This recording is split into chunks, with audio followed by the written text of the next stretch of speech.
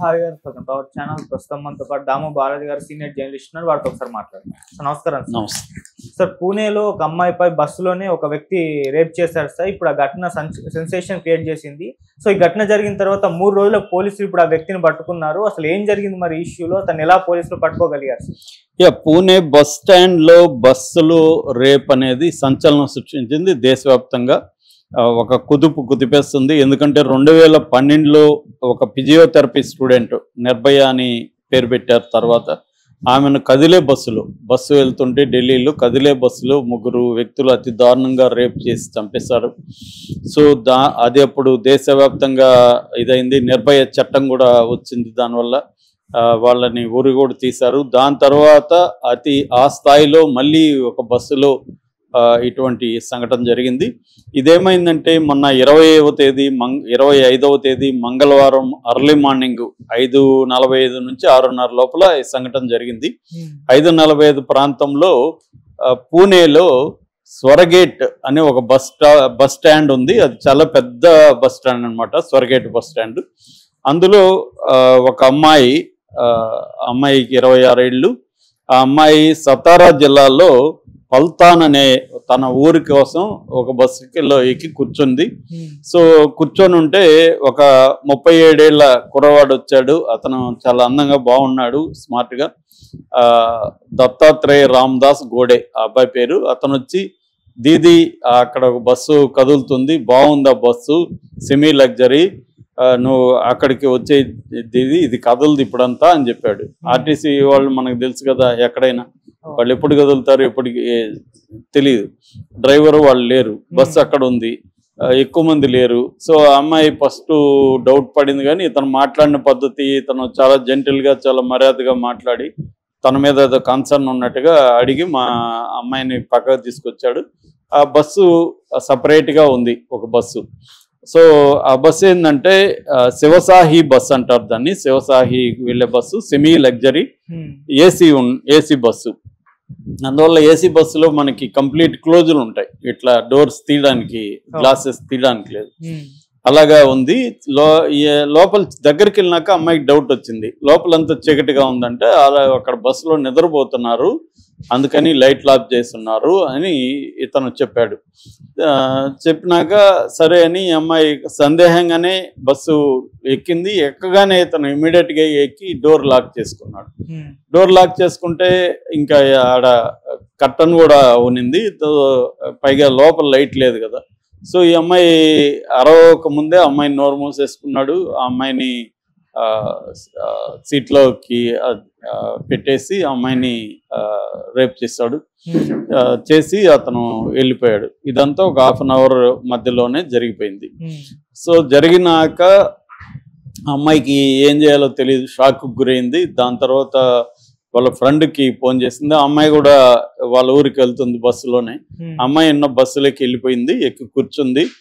First అమ్మాయికి కూడా చెప్పాలనుకోలేదు. అమ్మాయి ఎవరికి చెప్పొద్దని అనుకున్నది, కానీ అమ్మాయికి వల్ల కావట్లేదు, ఏడుపు అంతా ఉంది. దాంతో అమ్మాయి అడిగింది, ఎందుకు, ఏమైంది నీకు, ఇలా ఉన్నావని.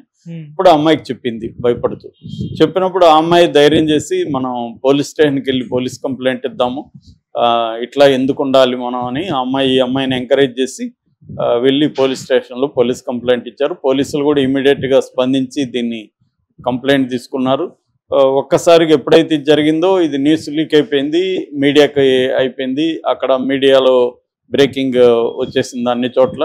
దాంతో అక్కడ ముందుగా డిప్యూటీ సీఎంలు అజిత్ పవార్, షిండే వీళ్ళు స్పందించారు. ఆ తర్వాత దేవేంద్ర ఫడ్నవీస్ ముఖ్యమంత్రి స్పందించారు. ఈ లోపల ప్రతిపక్షాలు దీని మీద పెద్ద ఎత్తున గోల్ చేయడం మొదలుపెట్టాయి. అట్లాగే మహిళా సంఘాలు కూడా పెద్ద ఎత్తున ఆందోళనకు దిగాయి. ఇమ్మీడియట్గా అరెస్ట్ చేయాలి, ఇంత ఘోరమా, అది కూడా ఏంది, పోలీస్ స్టేషన్కి 100 మీటర్లు కూడా లేదు ఈ bus stand. So police station 100 మీటర్ల దూరంలో ఒక ఆర్టీసీ బస్ స్టాండ్లో జరగడం. ఆర్టీసీ బస్ స్టాండ్ అంటే జనం ఉంటారు పెద్ద ఎత్తున. మార్నింగ్ అంటే 5:30 కంటే జనం ఆ టైంకే ఫుల్ రద్దీగా ఉంటాయి బస్సులు. ఆ టైంకి చాలా బస్సులు వెళ్తుంటాయి. అలాంటి దీంట్లోనే జరిగిందంటే ఇంకా రక్షణ ఎక్కడుంది స్త్రీలకు అన్నట్టుగా ఆందోళన మొదలైన. దీంతో ఫడ్నవీస్ కూడా దీని మీద సీరియస్గా తీసుకొని పూణే ఎస్పీ అమితేష్ కుమార్ని టీమ్స్ ఫామ్ చేయమన్నారు. మొత్తం 13 టీమ్స్ని ఫామ్ చేశారు. 13 టీమ్స్ని ఫామ్ చేసి ఆ అమ్మాయితో ముందుగా మాట్లాడితే అబ్బాయి ఎలా ఉంటాడో అని చూశారు. దాని తర్వాత సీసీటీవీలు చూశారు. సీసీటీవీల్లో ఈ అబ్బాయి అక్కడికి వెళ్ళి ఆ అమ్మాయితో మాట్లాడి ఆ అమ్మాయిని తీసుకెళ్ళడం అవన్నీ కూడా రికార్డ్ అయినాయి. దాంతో ఆ అబ్బాయిని ఐడెంటిఫై చేయడానికి ట్రై చేశారు. చేస్తే అతని మీద ఆల్రెడీ ఒక డజన్ కేసులు ఉన్నాయి గతంలో. అతను ఆల్రెడీ అరెస్ట్ అయ్యి జైలుకి వెళ్ళి బెయిల్ మీద 2019లో బయటకు వచ్చాడు. సో వీళ్ళకి అర్థమైపోయింది అతను ఊరని. అతని డీటెయిల్స్ అంతా తీశారు. అతను ఫోన్ నెంబర్ కూడా పట్టుకున్నారు. ఫోన్ నెంబర్ పట్టుకుంటే ఫోన్ స్విచ్ ఆఫ్ వస్తుంది. కానీ అతను విలేజ్ వీళ్ళకి ఆల్రెడీ డీటెయిల్స్ ఉన్నాయి కాబట్టి సిరూర్ తాలూకా అని ఉంది. ఆ సిరూర్ తాలూకాలో వీళ్ళు వెళ్ళారు. వెళితే వాళ్ళ ఇంట్లో అతను వచ్చి బట్టలన్నీ మార్చుకొని బయటికి వెళ్ళినట్టుగా చెప్పారు. దాని తర్వాత అక్కడి నుంచి వెతకడం మొదలుపెట్టారు. వెతికితే వాళ్ళకి అర్థమైంది ఏమంటే చెరుకు తోటలో కానీ అక్కడ ప్యాడీ వరి పొలాలు పెద్ద ఉన్నాయి, వరి పొలాల్లో కానీ దాక్కున్నట్టుగా వాళ్ళు అనుకున్నారు. మొత్తంగా స్నైపర్ డాగ్స్ని తెప్పించారు. ఎందుకంటే మనుషులు పోయే విధంగా లేదు, చెరుకు తోటలు చాలా దట్టంగా పెద్దగా ఉన్నాయి. సో అందువల్ల డ్రోన్స్ని కూడా తెప్పించారు. డ్రోన్స్తో మొత్తం గాలింపు చర్యలు చేశారు. అలాగే దాదాపు 3 రోజులు చేస్తే దొరకట్లేదు ఇతను. సరే వీళ్ళు మొన్న రాత్రి ఇంకా నైట్ చేసి కూడా లాభం లేదని చెప్పి వెనక్కి వచ్చారు. వెనక్కి వచ్చినాక ఒక ఇంట్లో నుంచి అప్పటికే వీళ్ళు 1 lakh ఎవరన్నా ఇతను ఆచూకు చెప్తే 1 lakh ఇస్తాను, ఫోటో కూడా మొత్తం రిలీజ్ చేశారు. సో ఈ లోపల ఒక ఇంట్లో వాళ్ళ నుంచి ఫోన్ వచ్చింది పోలీస్ స్టేషన్కి. ఇప్పుడే వచ్చిపోయాడు అతను, ఫుడ్ వాటర్ అడిగాడు మమ్మల్ని. మా ఫుడ్ అయితే లేదని చెప్పాము, వాటర్ మాత్రం ఇచ్చాము, వాటర్ బాటిల్ ఇచ్చాము అని చెప్పారు. ఇమీడియట్గా వీళ్ళు వెళ్ళిపోయారు పోలీసులు. నైటే చేస్తే అరౌండ్ 2 o'clockకి ఒక వరి పొలంలో అతను దాక్కొని ఉన్నాడు. అతన్ని పట్టుకున్నారు. అతను అప్పటికే గొంతు మీద చిన్న గాయాలు లాంటివి చేసుకున్నట్టుగా, అంటే అతను చనిపోవడానికి ట్రై చేసినట్టుగా కూడా వాళ్ళు పోలీసులు నమ్ముతున్నారు. కొన్ని గాయాలు ఉన్నాయి. సో దాంతో అతన్ని కూడా పోస్ట్ మార్టం కాదు, అంటే దాని ఏమంటే ఎగ్జామినేషన్కి ఇచ్చారు. ఎగ్జామినేషన్లో ఇంకా ఫైనల్గా అతను నిజంగానే చనిపోవడానికి ట్రై చేశాడా, లేకపోతే ఈ చెరుకు వీటిలంతా ఉండడం వల్ల ఏమైనా గాయాలైనాయా అనేది ఇంకా కన్ఫర్మ్ చేయలేదు పోలీసులు.